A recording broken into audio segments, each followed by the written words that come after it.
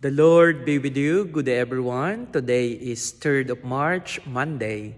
Our gospel is coming from St. Mark chapter 10, verses 17 to 27. Some people have strong body, but have weak spirit and determination. Some others have strong spirit and determination in life, but they have weak body. Which of these two is you?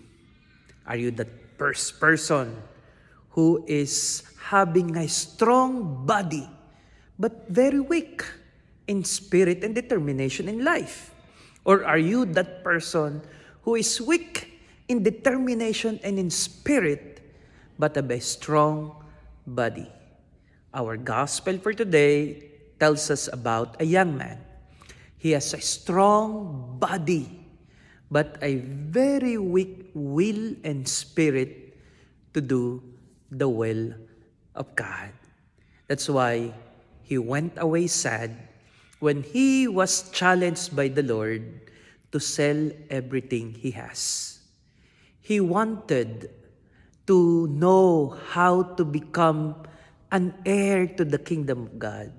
He was a young man with a strong body. But when Jesus told him, you have to sell everything, leave everything behind, he left away sad because of the weak spirit and weak determination to do the will of God.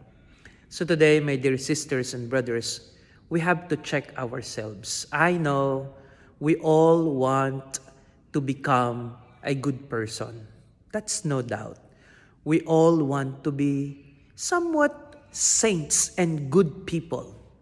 But when we are asked to do something good, we do not have the effort to do our part. The grace of God will always be enough.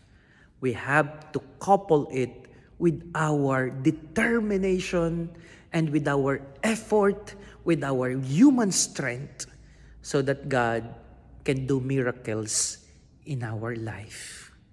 The grace of God is always enough for us. We just have to allow God to work in us.